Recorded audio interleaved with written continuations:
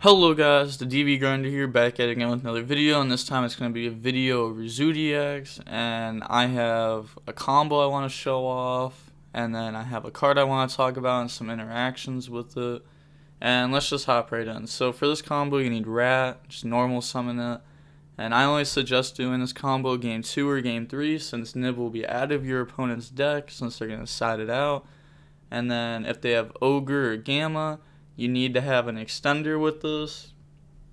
So if I was to just open up Rat by itself, I would not use its effect. I would just make Dryden and pass because you don't want to play in the hand traps. No point of losing to those. So you're going to normal summon Rat, effect send Bunny Blast, and then summon Chakanine, effect bring back Bunny Blast, go in the Tiger Mortar, and then go in the Dryden, and then end phase Dryden pop the Bunny Blast, and then Bunny Blast, add back Rat. And of course, nobody's going to save Gamma for the Dryden effect. They're not going to assume that I'm going for this combo.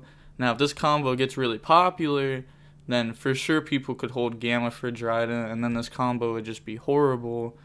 But this gives you a Zoo in the hand for a follow-up, which I think is really cool. Bunny Blast is also a pretty good card right now, unironically. It can help you play around Book of Moon. It's actually weirdly good versus Sky Striker, which I know isn't gonna come up, but I had that come up yesterday. It can add back any Zoo card in the grave, so it can add back Barrage if you wanted to. It can also be stored by battle to add back. I think this card is just pretty cool. Moving on to the next thing, so this is gonna be Piandissimo. I think I said that right. And this is the highest rarity of it, Starfoil. Not even common. Miss me with that common stuff. And this card is very cheap, so if you want to get a playset of it, you can. Make sure to use my TCG Player affiliate link down below. Gotta plug that real quick.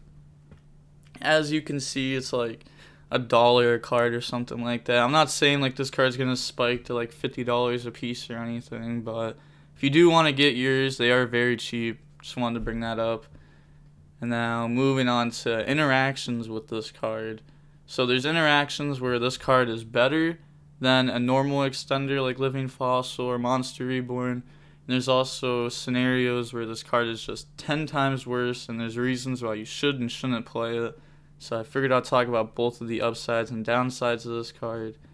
So first one is when you're going up against Seal. If you have Rat, you just normal summon a Zoo. If they just Seal bounce, Piandissimo is completely dead. But if they Seal bounce Rat and you normal summon Rat or Thoroughblade and use their effects, then Living Fossil would just let you keep going.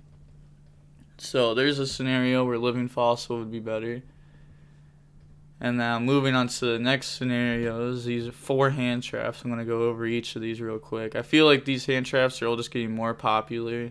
And cards like Ash and Imperm, everyone already knows how to play around those with this deck. So you can normal summon Rat and then use the effect. And if they chain Gamma, then both of these cards work.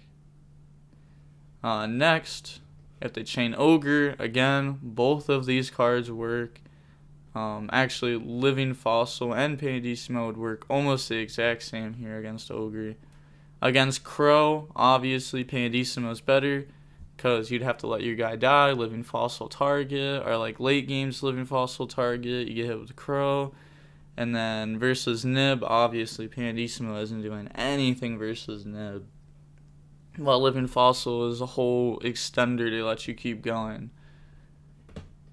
Now next, there's going to be 2 more examples of this. There's Shen and Shuchi with 2 Banished Virtual World cards. So obviously this is a Macrocosmos, and this is a pop if you guys don't know. So you can normal summon out your Zoo, and if they use Chuchi effect on it, Living Fossil won't work there because it's getting banished, where Piandissimo would work there since it's just not going to get popped. Also, I chose Ram for this one because a lot of people don't know that Ram doesn't have to be destroyed and sent to the graveyard to use its effect. So if you do have like a Whiptail engrave and they Chuchi pop, even though it gets banished, you still get the effect. Now moving on to the last example, we have a good old Golden Lord, Conquistador, Walkero, and then 3 cards I've been doing this with. You got normal summon Rat, and if they Conquistador, you can chain Piandissimo to keep your Rat alive, and now Rat just never touches grave. But if they Conquistador pop Rat and you try to Living Fossil, bring it back, they can Walkero, hit it out of grave. So you guys can see how there's upsides and downsides to both of these. Now I'm going to go more like generic things of why I think one is better than the other. Or I actually don't know which one's better than the other. I think altogether, Living Fossil is just a little bit better. Just because late game you can draw it and it would act as a zoo monster, while Piandissimo you would need a zoo monster for it to work. So I think this card would just be better like late game.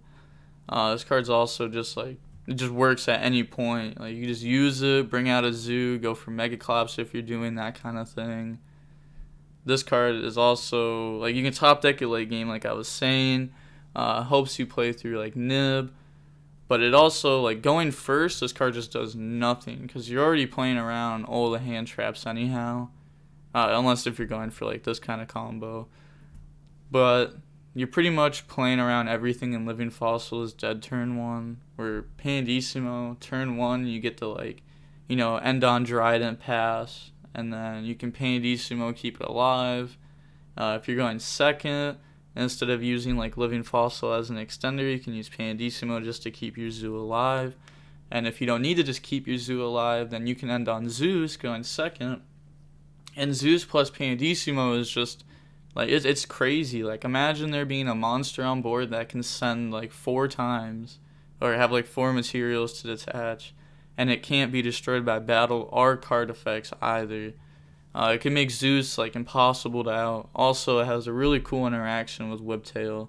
Some of you guys might remember this card being played back at the 2017 Nationals NAWCQ because this card was so good versus the Mirror Matches Zoo, but was also very good versus the Draco deck.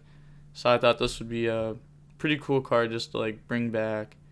At least like practice it out. Like test it, let me know how it goes. I tested it some. I think like they both had their upsides. Altogether, I'm still liking Living Fossil more. But that's going to be it for the video. Make sure to like, comment, and subscribe. The DV Grinder signing off. Peace. Have a nice day.